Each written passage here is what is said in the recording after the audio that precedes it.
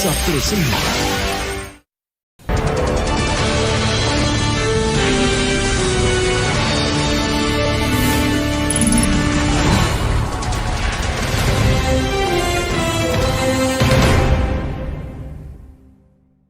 Y regresando de los cortes comerciales, continuaremos con una entrevista hecha al historiador Christopher Medina y finalizando pasaremos a mostrar una entrevista hecha al candidato a la gobernatura de Yucatán.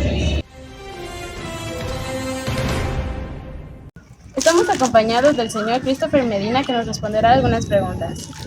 Señor Medina, ¿nos podría mencionar cuáles fueron los presidentes de 1934 hasta la actualidad?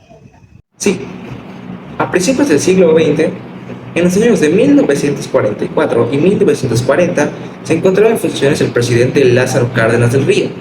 Este se caracterizó por tener 6 años en el poder y iniciar un modelo de plan sexenal. También se caracterizó por iniciar la expropiación petrolera. Luego de este sigue Manuel Ávila Camacho, que fue el último presidente militar de México, abarcando de 1940 a 1946.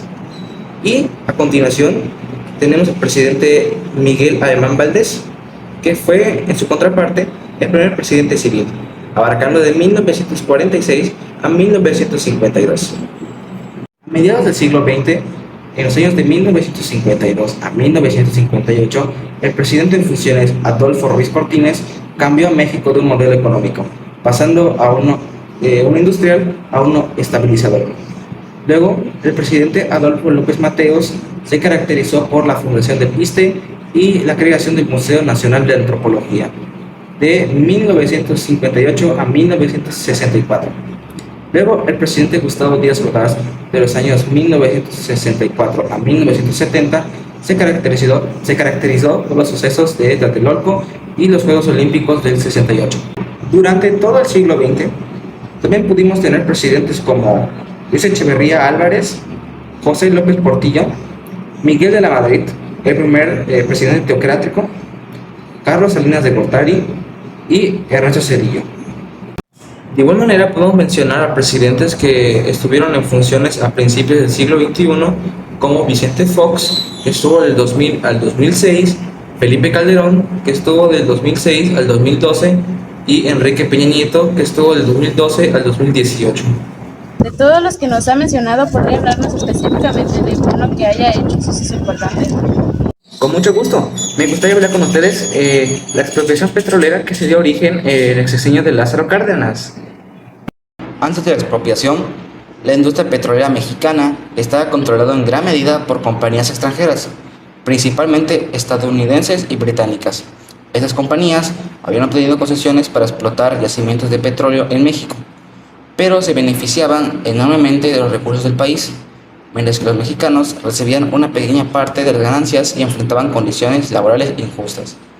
El gobierno de México había intentado prevenir renegociando los términos de concesiones petroleras con las compañías extranjeras para obtener una participación más equitativa en las ganancias y mejorar las condiciones laborales de los trabajadores. Sin embargo, las negociaciones no llegaron a ningún acuerdo satisfactorio para México, ya que las compañías extranjeras se negaron a ceder terrenos para su propio beneficio y privilegio. Ante el fracaso de las negociaciones y la falta de voluntad de las compañías petroleras extranjeras para cumplir las demandas del gobierno mexicano, el presidente Lázaro Cárdenas anunció la expropiación de la industria petrolera mexicana en un discurso a la nación el 18 de marzo de 1938.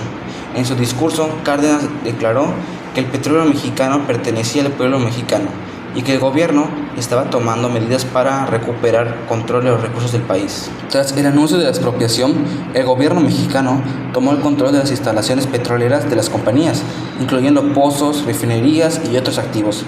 Las compañías extranjeras fueron indemnizadas por el valor de sus propiedades expropiadas, aunque la cantidad pagada fue objeto de controversia y críticas.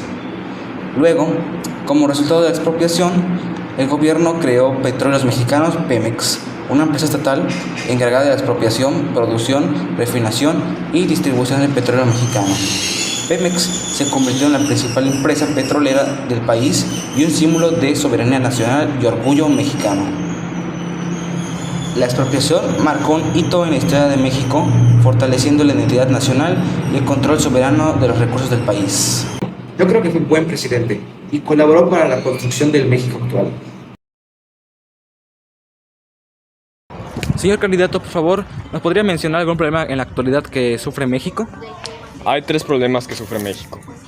En política podríamos relacionarlo con la corrupción que hay tanto en los servicios a servidores públicos, en el área de seguridad y llegando hasta la Cámara de Diputados y de Gobernadores, donde se refleja mucho la corrupción y la falta de transparencia que hay.